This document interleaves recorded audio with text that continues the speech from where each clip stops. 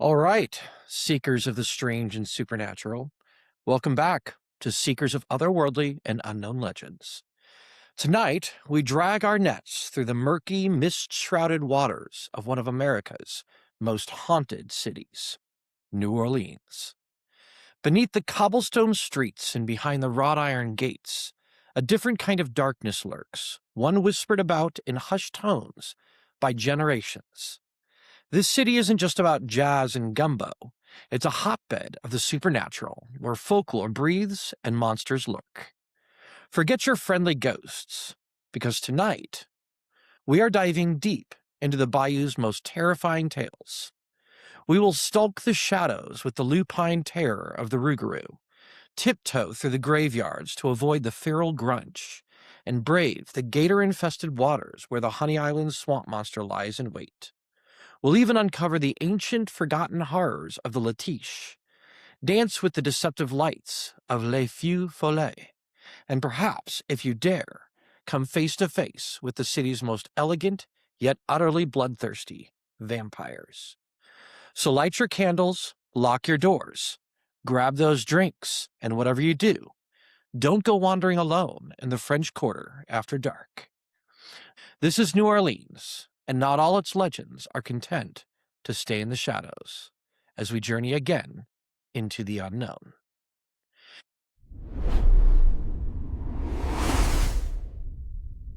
Kicking off our journey into the dark heart of New Orleans cryptid folklore, there's no better place to start than with a beast that strikes primal fear into the hearts of those who truly understand the untamed wilderness of Louisiana's bayous, the Rougarou.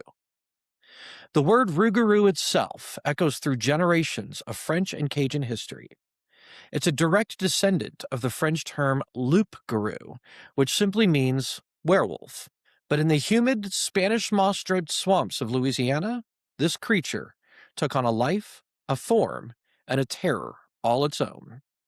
Its origins aren't tied to some singular dramatic event, but rather woven into the very fabric of the earliest French settlers who made their way to North America. These were people who brought with them their European superstitions, their fears of the wild, and their deep-seated Catholic beliefs. When they settled in the vast, mysterious, and often dangerous Louisiana swamplands, those old-world fears found fertile ground to evolve into something uniquely Louisianan. The Rougarou isn't just a werewolf that changes under the full moon. Oh no, that's too simple. The legends vary, but the core essence remains. It's a creature of transformation, often with a human past. Some tales describe it as a human cursed to become a monster for a specific period, perhaps for breaking Lent or for practicing witchcraft. Other versions say it's a shapeshifter who deliberately chooses its terrifying form. But one thing is consistent. When it transforms, it's a truly horrific sight. Imagine a towering bipedal figure, the body of a man, but disproportionately muscular, agile, and incredibly powerful, covered in coarse, matted fur, often dark or reddish-brown like dried blood. Its head is undeniably lupine or canine, with an elongated snout filled with razor-sharp teeth. But the most terrifying feature? Its eyes. They glow with an unnatural, malevolent reddish hue, burning with an almost intelligent hunger. It moves with predatory grace through the dense undergrowth of the cypress swamps, its claws tearing at the mud, its breath heavy and rank, and the sound? Not merely a wolf's howl, but a guttural roar mixed with a snarl that promises nothing but agonizing death. Now, let's talk about the first sightings, or rather, the first whispers. These stories are ancient, passed down orally long before they were ever written. They began as cautionary tales, a way for parents to ensure their children behaved, especially during the Lenten season.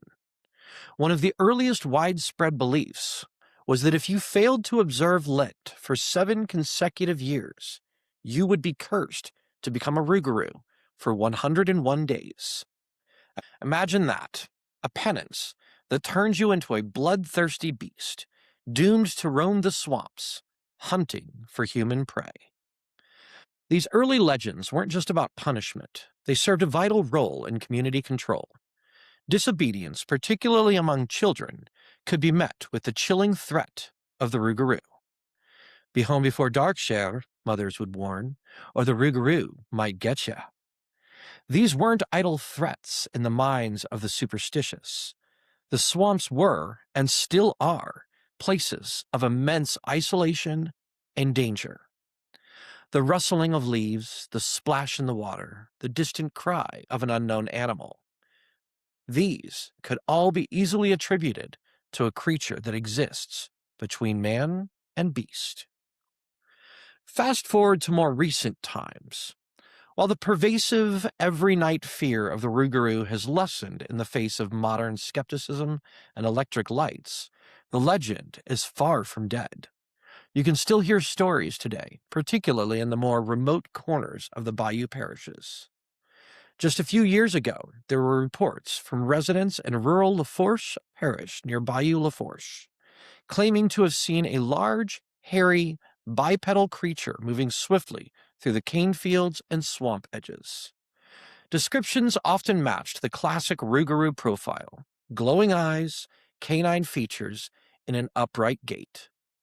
While skeptics quickly jumped to explanations of mistaken identity, a bear, a coyote, or even a large dog, the locals who saw it remained convinced. They knew what they saw, and it wasn't just a regular animal.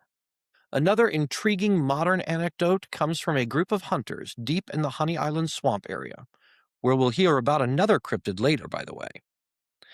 They reported hearing unearthly growls and howls that seemed to circle their camp at night, far too large and aggressive for any known swamp animal. One hunter even swore he caught a glimpse of a tall, shadowy figure with bright red eyes peering from the dense palmettos before it vanished. Were they just spooked by the isolation, or did they encounter something truly ancient and terrifying? The locals who heard the story just nodded knowingly. The details of the legend are what make it truly captivating and, frankly, utterly unsettling.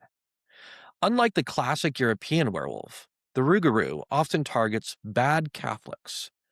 This strong religious tie is a crucial element of the Louisiana legend. It's not just a monster, it's an enforcer of faith, a living, breathing consequence for those who stray from the path. If you weren't attending Mass or you broke a fast during Lent, you were inviting the Rougarou to your doorstep. And its method of punishment? Not just a bite that turned you into another Rougarou. No. The Rougarou was said to drain its victims of blood, like a gruesome swamp vampire, or simply dismember them in a fit of feral rage. The only way to break the curse, for the afflicted Rougarou itself, was for someone else to shed its blood for 7 consecutive weeks without telling anyone of the beast's true identity. A terrible burden for the human who dared to help, and a testament to the complex morality woven into these dark tales. What's particularly fascinating about the Rougarou is its inherent ambiguity. Is it a purely evil creature, or is it a tortured soul, a victim of its own human transgressions? Many stories suggest the latter. The Rougarou is sometimes depicted as having a deep sadness in its eyes, a lingering flicker of its former humanity trapped within the beast. This nuance adds a layer of tragic horror to the legend, making it more than just a simple monster story. It asks us to consider the consequences of our actions and the dark paths we might walk. Another intriguing aspect is the fear of its gaze. It was believed that if a Rougarou looked you directly in the eyes, you too could become cursed. This highlights a deep-seated cultural fear of contagion, not just of disease, but of spiritual corruption. It reinforced the idea that encountering the supernatural was not just dangerous, but potentially transformative in the most terrifying way. The Rougarou legend also served as a metaphor for the untamed, unpredictable nature of the swamps themselves. The bayou is beautiful, yes, but it is also unforgiving and full of hidden dangers.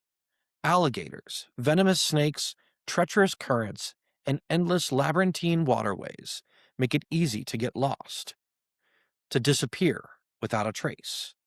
The Rougarou embodies this primal fear of the unknown, the idea that something ancient and monstrous could be lurking just beyond the next moss-draped tree. Today, while some might dismiss it as mere folklore, the Rougarou remains a powerful cultural symbol in Louisiana.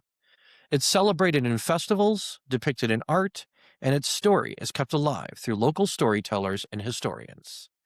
It's a reminder of a time when the lines between man and beast, reality and myth, were far more blurred, especially in a landscape as wild and mystical as the Louisiana Bayou.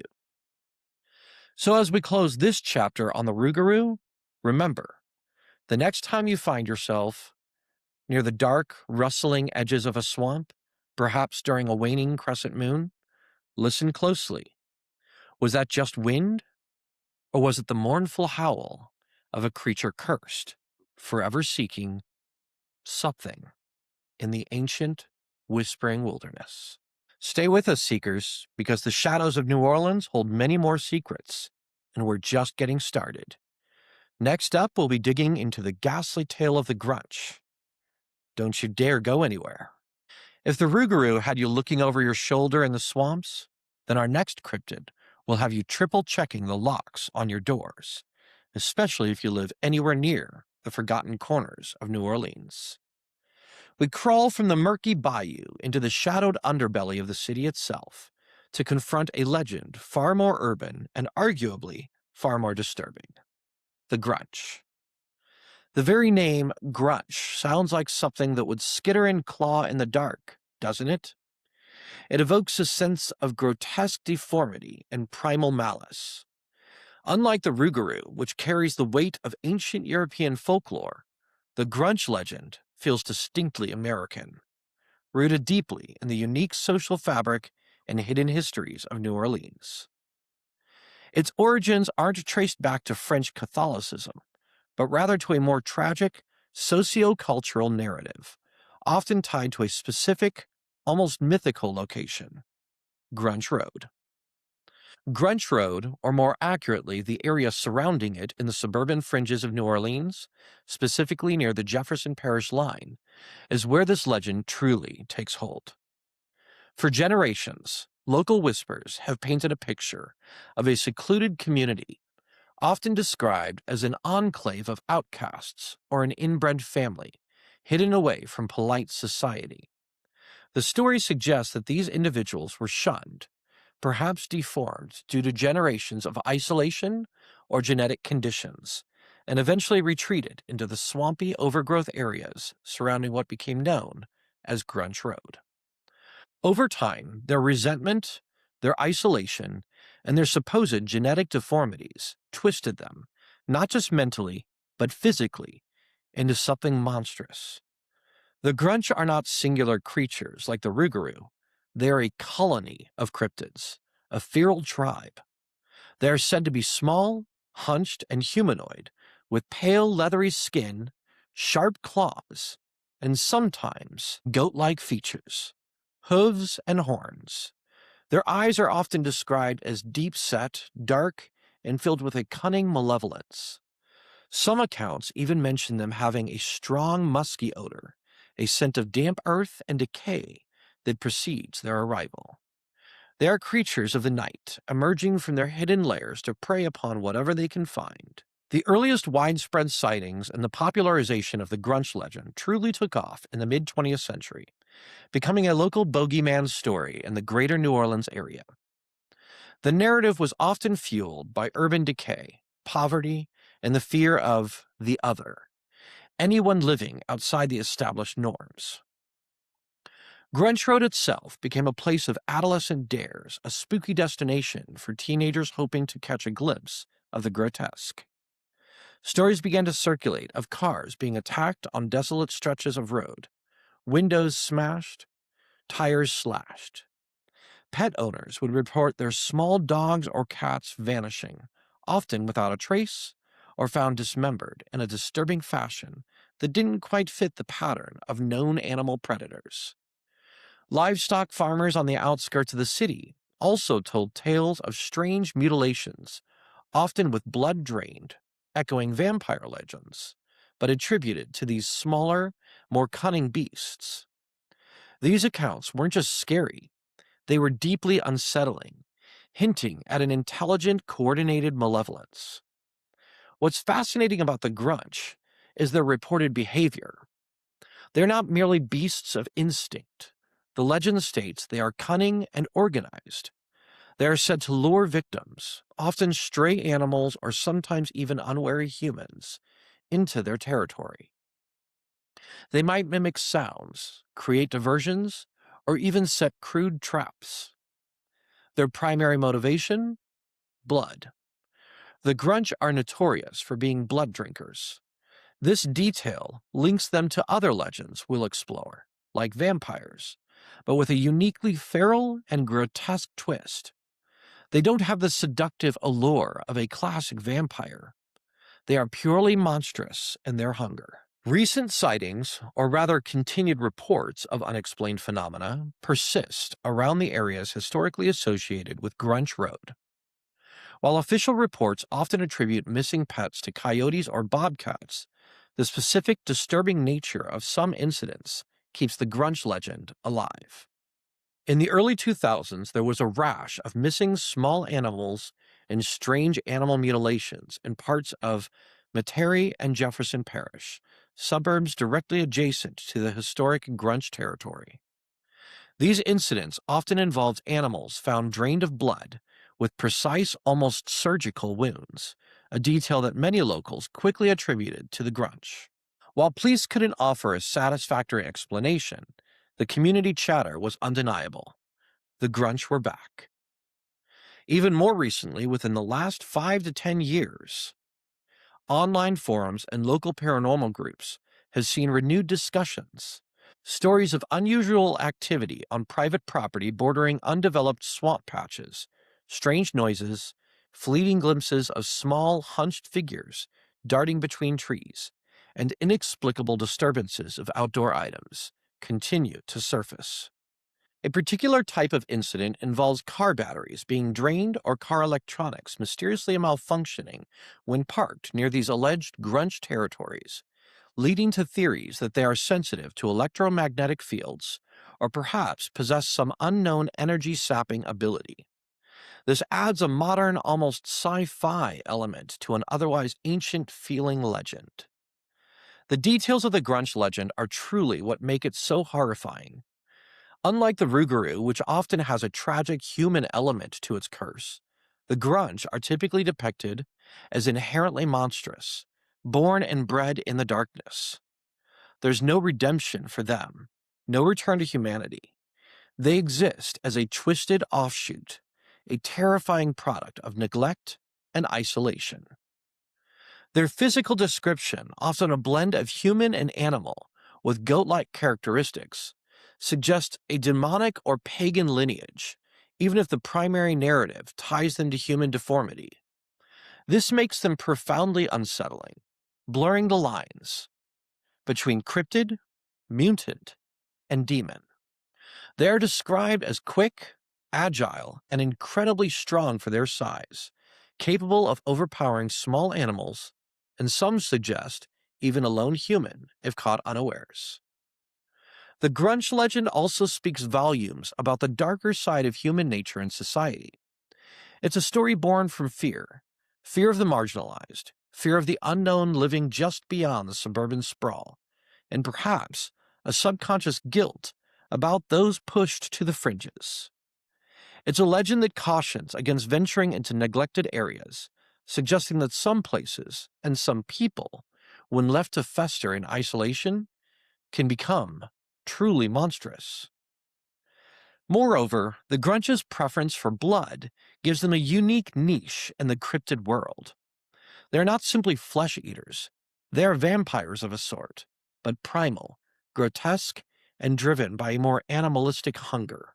This detail connects them to the more elegant vampiric legends of New Orleans, which we will explore, but offers a stark, unsettling contrast.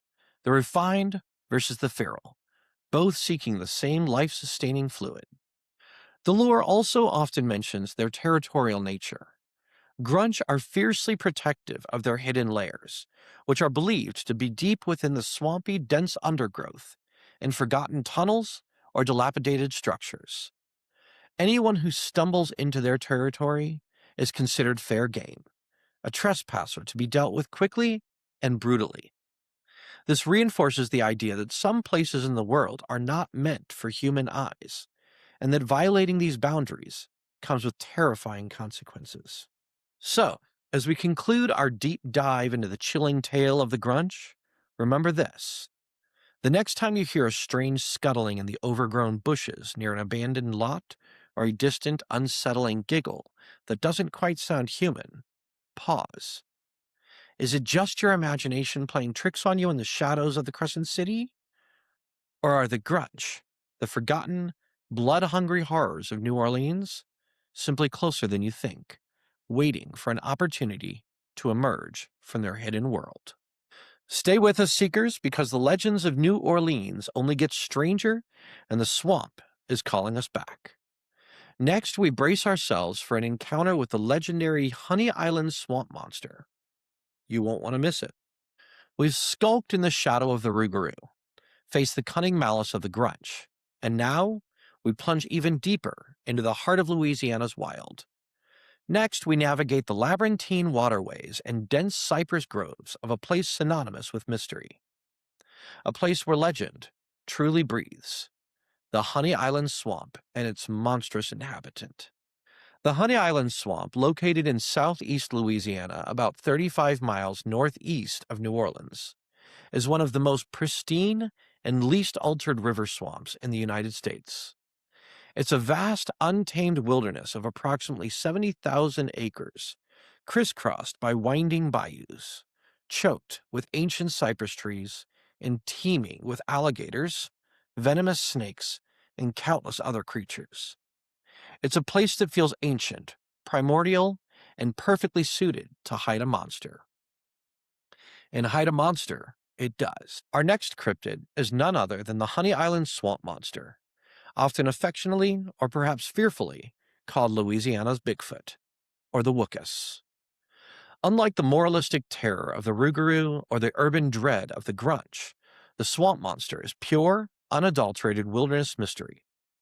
Its origins aren't tied to European folklore or social pariahs, but rather to the untamed landscape itself and a local legend that predates modern sightings.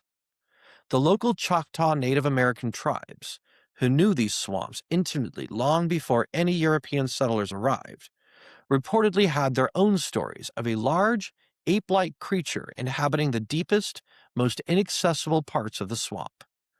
They called it Latiche, a name that later became associated with another distinct cryptid we'll explore. But the description of a tall, hairy, bipedal being that moved through the dense foliage aligns strikingly with what would later become the Honey Island swamp monster. This suggests a deep indigenous root to the legend, tying it directly to the very land it inhabits. The modern legend, however, really takes hold with the first well-documented sightings in the early 1960s and 70s. The most famous first sighting is often attributed to a man named Harlan Ford, a retired air traffic controller and avid hunter. In 1963, Ford claimed to have discovered a set of unusual, three-toed footprints deep in the Honey Island swamp. These weren't the prints of any known animal. They were large, clearly bipedal, and profoundly unsettling. Ford, intrigued and disturbed, began to investigate further. His most dramatic encounter came in 1974. Ford, along with a friend named Ray Grishaw, stumbled upon a truly gruesome scene in the swamp. A wild boar with its throat torn out, and 4 alligators savagely mutilated. Amidst the carnage, they found more of the strange three-toed footprints. It was then, according to Ford, that they saw it. A large, hairy, ape-like creature standing over 6 feet tall, with yellowish eyes and a foul, musky odor. It was covered in gray-brown hair, and its posture was unmistakably bipedal, like a man. Ford later made plaster casts of the footprints and even managed to capture some grainy film footage of what he believes was the creature, though the film's quality has always been debated. Ford's account ignited a frenzy of local interest and media attention, firmly establishing the Honey Island swamp monster and the cryptid Canaan. His casts of the three-toed prints became a signature detail of the creature, distinguishing it from other Bigfoot-like entities. Details of the legend paint a consistent, chilling picture. The Honey Island swamp monster is described as approximately 6 to 7 feet tall, weighing between 400 and 500 pounds, and covered in shaggy gray or brown hair. Its most distinctive feature, of course, is those three-toed feet, which some theorize are a result of webbing between fused toes, an adaptation for its aquatic swamp environment. Its eyes are typically reported as yellow or red, glowing faintly in the dim light of the swamp. It is said to emit a loud guttural shriek or howl, sometimes likened to a cat's scream, that can pierce the eerie quiet of the bayou. The creature is believed to be primarily nocturnal, reclusive, and highly territorial. Its diet is thought to consist of fish, small animals, wild hogs, and possibly even alligators, given Harlan Ford's initial discovery. It's a powerful apex predator, perfectly adapted to its environment, capable of moving silently and swiftly through the dense undergrowth and murky waters. Recent sightings, while perhaps not as dramatic as Ford's initial discovery, continue to fuel the legend. The Honey Island swamp remains a popular destination for eco-tours and fishing trips, and adventurers frequently report unusual occurrences. In the late 1990s and early 2000s, several tour guides and their passengers claimed to have heard the creature's distinctive shriek echoing through the swamp. Some even reported catching fleeting glimpses of a large, dark, bipedal figure disappearing into the dense cypress groves. These accounts often come from seasoned swamp dwellers, people intimately familiar with the sounds and sights of the bayou, who are quick to dismiss common explanations like bears or wild hogs. More recently, within the last decade, there have been several instances of campers and hunters reporting strange activity. One notable account from around 2018 involved a group of kayakers who found their campsite ransacked while they were out paddling. Their food was torn open and strange, large footprints were found around their tents. They also reported a strong musky odor, which is a common characteristic attributed to the swamp monster. They quickly packed up and left, convinced they had disturbed something far larger and more primal than any common swamp animal. Another intriguing aspect of the legend is the idea of a family or small population of these creatures. Harlan Ford's theories suggested there might be a small tribe of them living deep within the protected federal wilderness areas of the swamp, where human intrusion is minimal. This notion adds to the mystery, implying a self-sustaining population that has managed to avoid scientific detection for centuries. The Honey Island swamp monster also sparks fascinating discussions among cryptozoologists about its possible evolutionary lineage. If it exists, could it be a relic hominid, a descendant of some ancient ape species that survived in isolation? Or perhaps a highly evolved primate, uniquely adapted to the swamp, its three-toed feet a testament to millions of years of adaptation? The idea challenges conventional zoology and pushes the boundaries of what we believe to be possible in the hidden corners of our world. Ultimately, the Honey Island swamp monster embodies the last vestiges of true wilderness mystery in an increasingly explored world.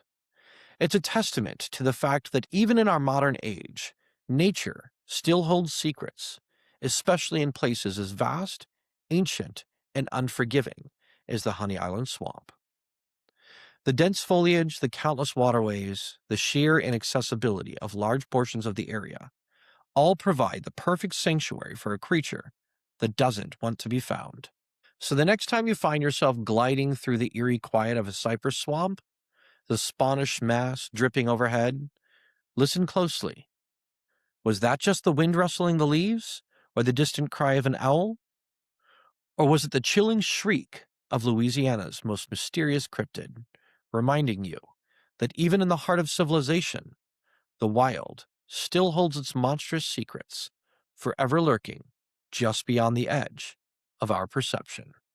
Stay with us, seekers, as we emerge from the primordial swamp and venture into the more ethereal, but no less terrifying, legends of New Orleans. Next up, we'll delve into the ancient, forgotten horrors of the Latiche. Don't go anywhere. All right, fellow seekers. Navigating the dark bayous and haunted streets of New Orleans, facing Rougarou, Grunch, and the alluring gaze of vampires, it can be exhausting. All that adrenaline, all that dread, it really takes a toll. That's why, when you're done chasing legends, or maybe even before you dive in, you need to keep your energy up and your mind sharp. And for that, we trust Dubby's energy and hydration powders. Whether you're exploring ancient cemeteries until dawn, trying to outwit a cunning Grunch, or just need to stay focused during your own everyday mysteries, Dubby has your back. Their amazing blends will keep you alert, hydrated, and ready for whatever otherworldly encounters come your way.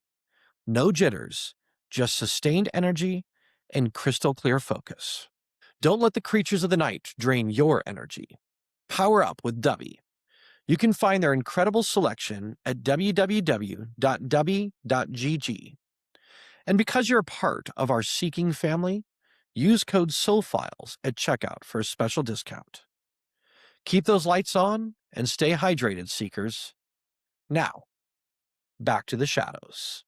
We turn our gaze from the tangible, albeit hidden, beasts to something far more ephemeral, yet equally chilling. A spirit woven deeply into the fabric of Louisiana's indigenous and colonial past, the Latiche. The name Latiche itself carries a mournful, ancient resonance. Unlike the distinctly French roots of the Rougarou or the localized urban sprawl of the Grunch, the Latiche belongs to a different stratum of legend. Its primary origins are rooted deeply in the folklore of the Choctaw Native American tribes, who were the original inhabitants and caretakers of the vast Louisiana swamplands, long before European footsteps ever marked its soft earth. For the Choctaw, the natural world was alive with spirits, both benevolent and malevolent, and the swamp, with its hidden dangers and profound beauty, was a sacred and fearsome place. As French and later Spanish settlers arrived, their own superstitions and fears mingled with the indigenous beliefs.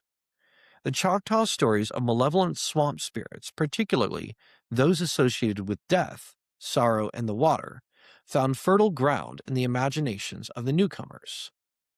The term Latiche then became a shared, albeit often misunderstood, cultural touchstone for a very specific, terrifying kind of entity. What is a Latiche?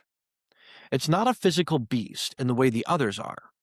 The Latiche is a vengeful water spirit, often described as the ghost of a child or a young person who met an untimely, tragic end in the water, perhaps by drowning or even being consumed by an alligator.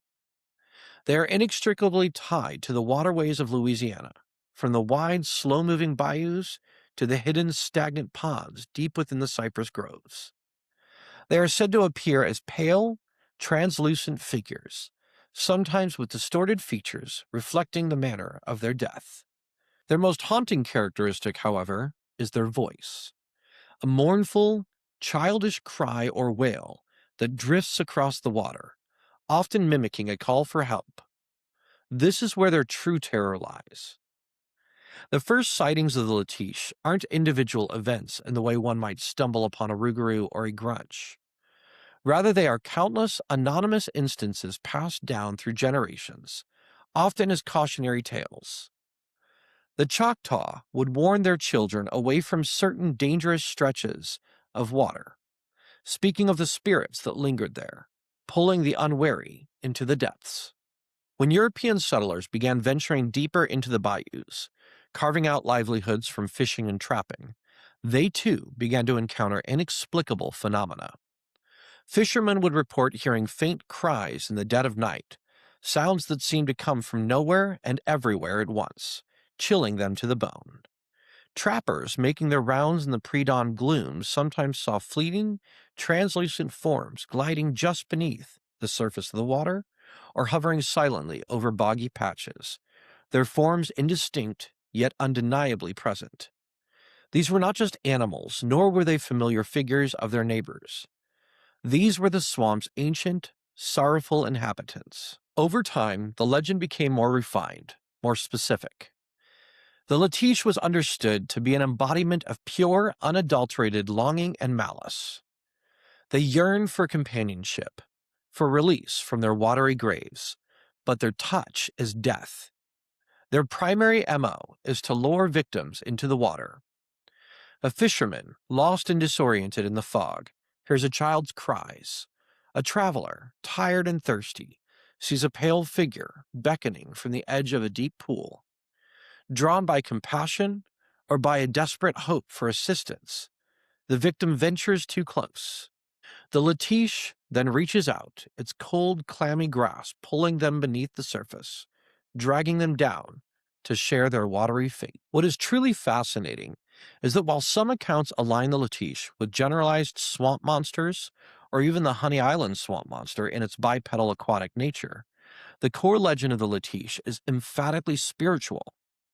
It is a ghost, a specter, a force of nature rooted in tragedy rather than a physical cryptid. This distinction is crucial to understanding its unique place in Louisiana folklore. Recent sightings, or rather recent experiences, often follow this pattern of auditory and psychological manipulation. In an age of GPS and powerful flashlights, getting truly lost in the swamp might be harder, but the human mind remains susceptible to fear and suggestion. In the past decade, accounts from ecotourism guides, nature photographers, and even recreational kayakers continue to emerge. They speak of inexplicable feelings of dread or profound sadness that suddenly wash over them in specific, isolated areas of the swamp. Others report hearing distinct, childlike whimpering or sobbing sounds that seem to travel across the water, despite no children being present for miles. When they investigate, the sounds vanish, leaving them alone with an unnerving silence. One compelling account from a few years back involved a group of university students on an ecological survey deep in a remote section of the Barataria Preserve. One evening, camped by a small, still bayou, they all distinctly heard what sounded like a young girl crying for help, just at the edge of their camp. Despite their initial fear, their scientific training kicked in. They systematically searched the area with powerful lights, calling out, but found nothing. The cries continued, however, always seeming to come from just beyond their reach, moving further into the water, attempting to draw them deeper into the swamp. Only when they retreated to their tents and stayed put did the sounds eventually fade, leaving them shaken and unable to explain the experience. Another type of recent sighting involves unexplained disappearances or near drownings in areas notorious for such legends. While official reports often cite accidental drowning or alligator attacks, locals often whisper of the Latiche's influence, claiming the victim was lured to their doom by the ghostly cries. It's a way for communities to explain the unexplainable, to attribute a terrifying agency to the unpredictable dangers of the swamp. The details of the Latiche legend highlight its profound psychological impact. Its allure is not just fear, but also empathy. The sound of a distressed child is a powerful trigger for human compassion, and the Latiche exploits this, weaponizing sorrow itself. This makes it a particularly insidious entity, targeting not just the reckless, but the genuinely kind and helpful. Its association with tragedy also means that every sudden, unexplained death in the water becomes fodder for the legend. This serves a dual purpose. It warns people away from dangerous waters, reinforces a healthy respect for the bayou, and it provides a narrative for loss, a way to personify the grief of a community. The Latiche also symbolizes the hidden dangers of the swamp. Beyond the alligators and snakes, there are unseen hazards, sudden drop-offs, treacherous currents, hidden sinkholes, and quicksand-like mud. A drowned child or lost soul embodies these unseen dangers, becoming a ghostly sentinel guarding the swamp's perilous secrets. It's a reminder that beneath the tranquil surface, death always lurks. Furthermore, the Latiche serves as a link between the Choctaw beliefs and the Creole Cajun cultures that eventually populated Louisiana. It's a testament to the powerful exchange of folklore, where ancient indigenous spirits found new life and new terror in the stories of the incoming settlers. It reminds us that the land itself holds memory, and those who die tragically within it can leave an indelible spiritual imprint. So as we conclude our journey into the spectral world of the Latiche, remember this: the bayou is beautiful, but it demands respect.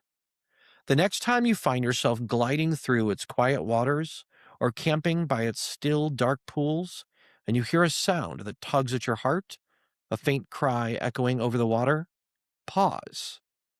Consider its source. Is it a lost animal?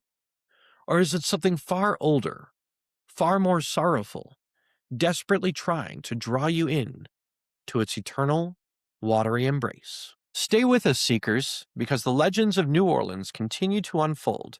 And next, we chase the elusive dancing lights of Les Fille-Follets. Don't you dare look away. We've faced the monstrous, the cunning, and the sorrowful. Now, we turn our gaze towards something utterly enchanting, yet no less dangerous. A phenomenon that dances on the edge of perception, beckoning and beguiling in the dark heart of the Louisiana swamp. Les Fille-Follets. The name Les Fille-Follets translates directly from French as foolish fires or will-o'-the-wisps. This cryptid isn't a beast, nor a ghost in the traditional sense, but rather a mysterious glowing light that appears in marshlands, swamps, and cemeteries. Its origins are deeply interwoven with the European folklore brought by French and Acadian settlers to Louisiana, beliefs that found a perfect, eerie canvas in the vast, gaseous landscapes of the bayou. Across Europe, similar phenomena were known by various names: ignis fatuus in Latin, Irlandias in Ireland, jack-o'-lantern in England. These lights were generally associated with restless spirits, fairies, or even mischievous demons. When these stories arrived in Louisiana, they met a landscape perfectly suited for such ethereal manifestations. The swamps, with their decomposition of organic matter, produce methane and phosphine gases that can spontaneously ignite, creating natural, flickering lights. However, while science offers an explanation, the legend imbues these lights with sentience, purpose, and a chilling intent. The Louisiana version of the Fille-Follet often carries a more tragic or sinister backstory. Many tales claim these lights are the souls of the unbaptized or those who died without receiving last rites, condemned to wander the earth forever. Others say they are the spirits of evildoers, murderers, or greedy individuals, trapped between worlds, forever seeking to ensnare the living. The most common thread, however, is that they are malevolent entities, or lost souls who delight in leading travelers astray. First sightings of Fille-Follet are, like the Latiche, an ancient and ongoing phenomenon, integrated into the fabric of daily life in isolated swamp communities. Before the advent of reliable paths and modern lighting, travel through the bayou at night was a perilous affair.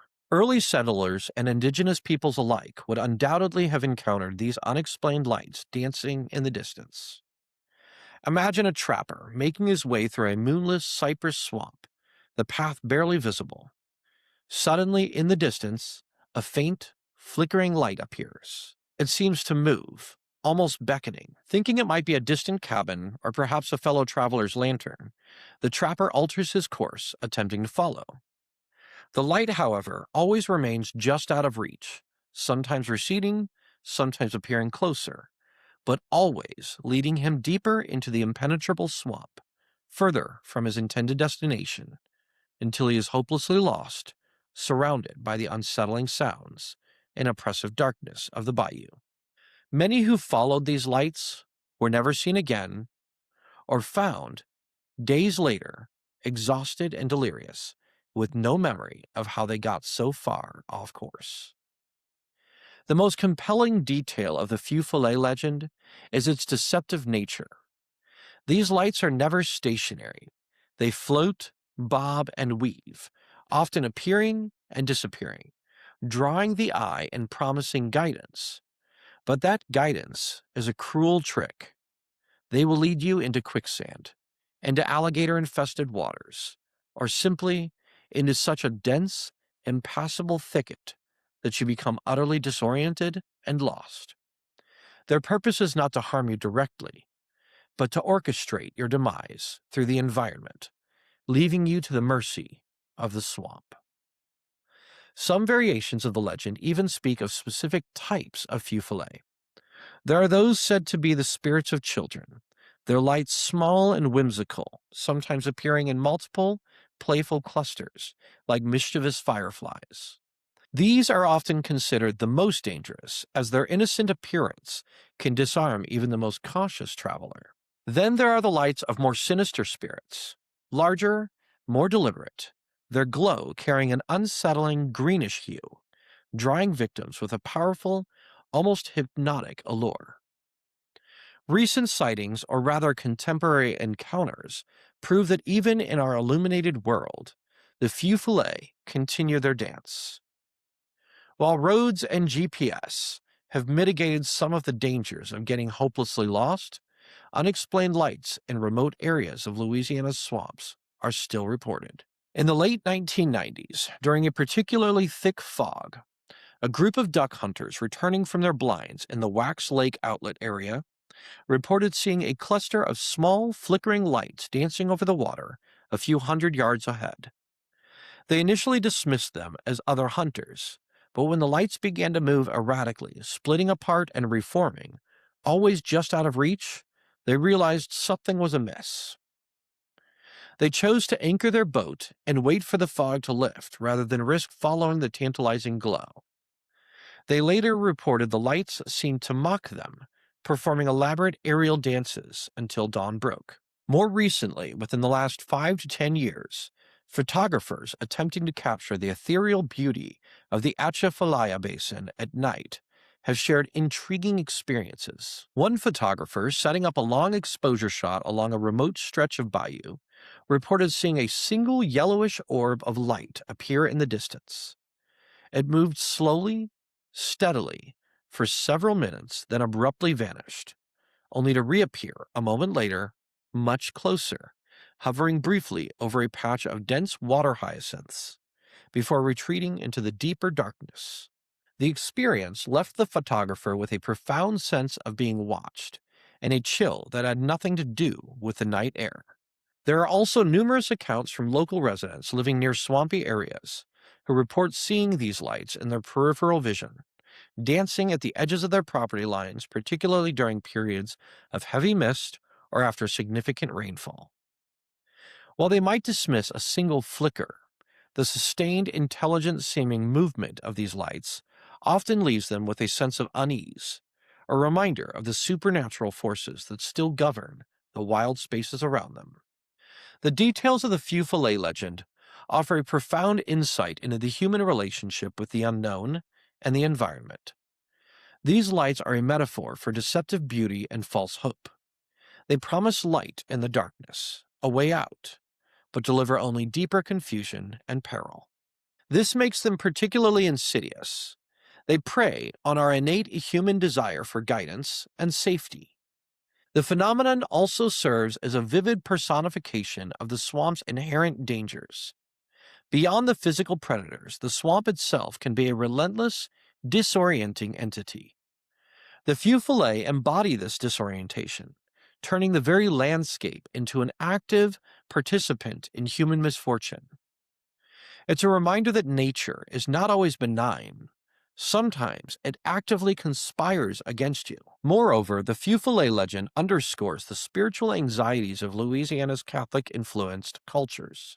The idea of souls trapped and wandering, particularly those of the unbaptized, resonates deeply with themes of salvation, redemption, and eternal damnation. It's a cautionary tale about living a righteous life, lest your spirit be condemned to such an aimless, mischievous, and ultimately malevolent existence. So, as we conclude our ethereal dance with Les Fille-Follets, remember this: the bayou is a place of breathtaking beauty, but also profound mystery and ancient power. The next time you find yourself gazing into its inky depths on a moonless night, and you see a flickering light in the distance, dancing just out of reach, remember the tales, remember the warnings, and whatever you do, resist the urge to follow, for the Fille-Follets will not lead you home. They will only lead you deeper into the swamp's embrace, where the line between guidance and doom blurs into an eternal, shimmering deception.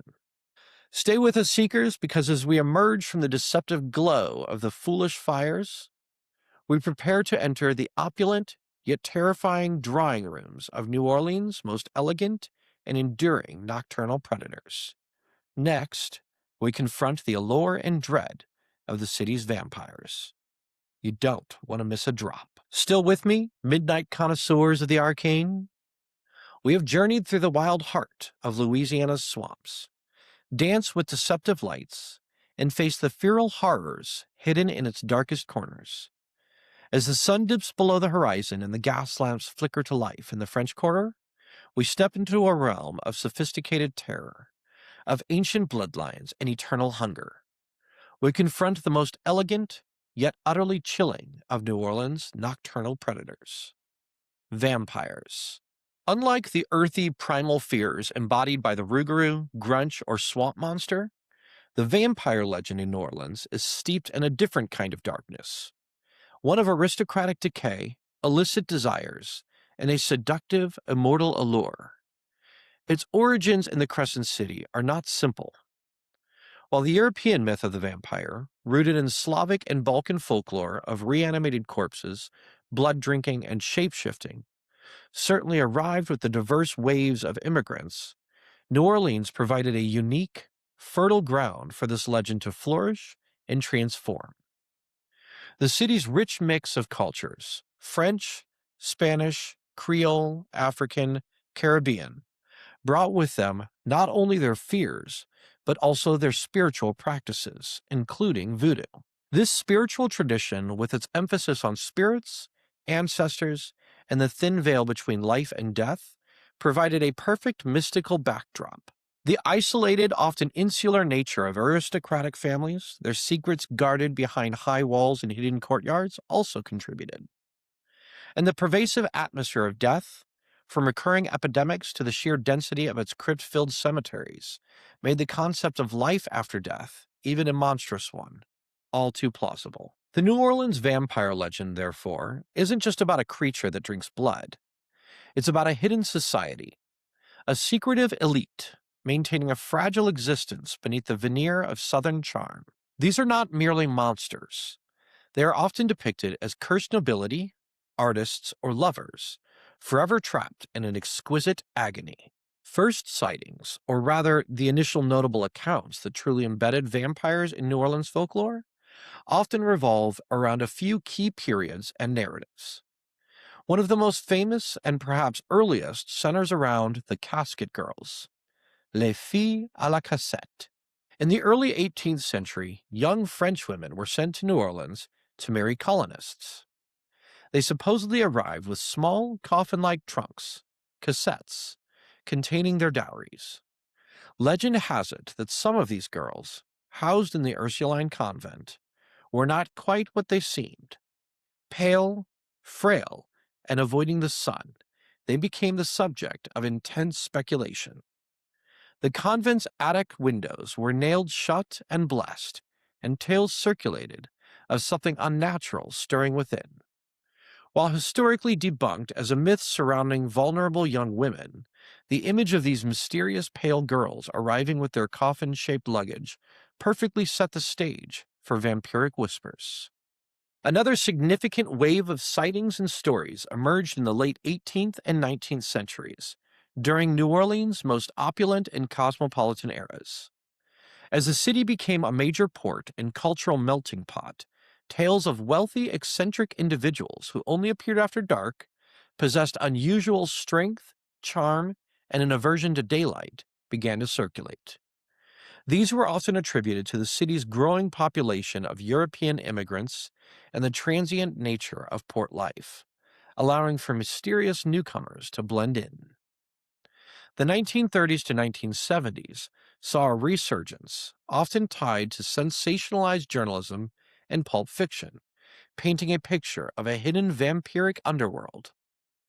Local newspapers occasionally ran cryptic reports of strange deaths or disappearances, often with vague allusions to ancient evils, further fueling the myth. The details of the New Orleans vampire legend are what makes it so alluring and terrifying. Elegance and secrecy. Unlike the grotesque vampires of some European tales, New Orleans vampires are almost always portrayed as sophisticated, intelligent, and highly secretive. They blend seamlessly into human society, often possessing immense wealth acquired over centuries. They reside in lavish, hidden courtyards or grand decaying mansions, their true nature masked by an outward display of refinement. Blood as life force. The necessity of blood remains central. However, in New Orleans lore, it's often more than just sustenance. It's a profound, intimate act, sometimes described as sharing life itself. The feeding is rarely depicted as overtly violent, but rather seductive, consensual, or carefully orchestrated to avoid detection. Vulnerability, but with a twist. While many of the traditional vulnerabilities remain, sunlight, stakes, sometimes religious symbols, New Orleans vampires are often depicted as having found ways to mitigate these weaknesses.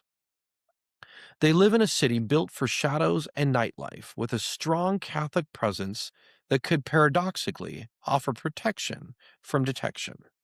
Sunlight is avoided, but not always instantly fatal. Some simply weaken significantly. Immortality and boredom. The gift of immortality often comes with the curse of eternal ennui. Many stories depict vampires as ancient beings, weary of human folly, yet inextricably linked to the vibrant, ever-changing pulse of New Orleans. They are observers, manipulators, and sometimes accidental guardians of the city's history. The master-fledgling dynamic. A strong emphasis is often placed on the lineage of vampires, with master vampires turning fledglings. This creates complex relationships of loyalty, resentment, and mentorship, forming secretive covens or families. Recent sightings, though less about direct confrontation and more about atmospheric evidence, continue to permeate the city's mystique. New Orleans remains a hub for paranormal tourism, and many visitors come explicitly seeking encounters with its legendary vampires. In the 1990s, the popularity of Anne Rice's Vampire Chronicles, set primarily in New Orleans, brought a huge surge of interest. Fans would flock to specific locations mentioned in her books, hoping to glimpse something otherworldly. While not sightings of real vampires, this cultural phenomenon created an atmosphere ripe for suggestion. Many visitors report feeling an inexplicable presence in certain dimly lit alleys, ancient courtyards, or even specific bars and restaurants. The idea of vampires in the city became so pervasive that it almost willed itself into existence for some. More concretely, local psychics and paranormal investigators occasionally report encounters with strong, cold energy signatures in historic homes known for their dark pasts. These are often described as intelligent, ancient energies that resist communication, fitting the profile of a reclusive, powerful vampire. Even today, in the 21st century, the New Orleans vampire legend persists through cryptic social media posts, urban legends shared by tour guides, and anecdotal accounts. There are whispers of exclusive invitation-only parties held in secluded French Quarter mansions, where guests are said to be unusually pale, impeccably dressed, and possess an unnerving intensity in their gaze. Bartenders in certain historic establishments tell tales of patrons who order only red wine, prefer the darkest corners, and never seem to age. These aren't necessarily direct confrontations or bloody attacks. Rather, they are subtle observations, unsettling coincidences, and an undeniable feeling that something is different about certain individuals who move through the city's nocturnal landscape. The persistent allure of the vampire lies in its ability to operate just beyond the edge of proof, leaving enough ambiguity to allow belief to flourish. The fascination with New Orleans vampires also speaks to deeper human desires and fears. The longing for immortality, eternal youth, forbidden power, and the terror of losing one's soul or perhaps becoming something monstrous to obtain it. The city itself, with its sensual decadence, its celebration of life and death, and its atmospheric beauty, provides the perfect stage for such a dark, romantic drama. So, as we draw the velvet curtain on this exploration of New Orleans vampires, remember, the city's charm is intoxicating, its history rich, and its nightlife vibrant. But as you stroll through its gaslit streets, pass ancient wrought iron balconies, and feel the cool night air on your skin, consider whose gaze might be following you from the shadowy windows above. Is it just another reveler? Or is it an ancient, elegant predator, forever drawn to the beating heart of the Crescent City, perpetually seeking its next taste of life? And so, fellow seekers, the first part of our journey through the shadowy, moss-draped heart of New Orleans concludes. We've traversed the ancient swamplands where the feral Rougarou stalks its cursed path, then crept into the city's forgotten corners to glimpse the cunning, blood-hungry Grunch. We've paddled through the primordial waters of the Honey Island swamp, listening for the shriek of its mysterious monster, before getting lost in the sorrowful allure of the Latiche's cry.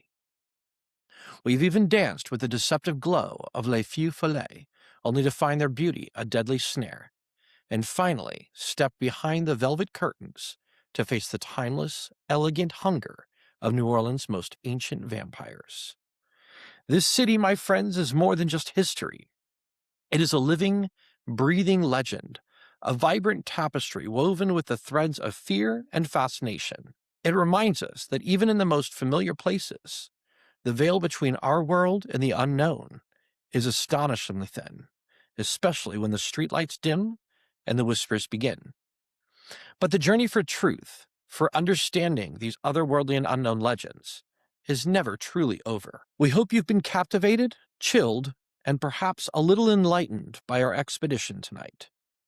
If you have, please consider supporting our quest. If these tales resonated with your soul, do us a huge favor. Like this episode, share it with your fellow truth seekers, and hit that subscribe button, or follow us on your favorite podcast platform so you never miss another dive into the supernatural.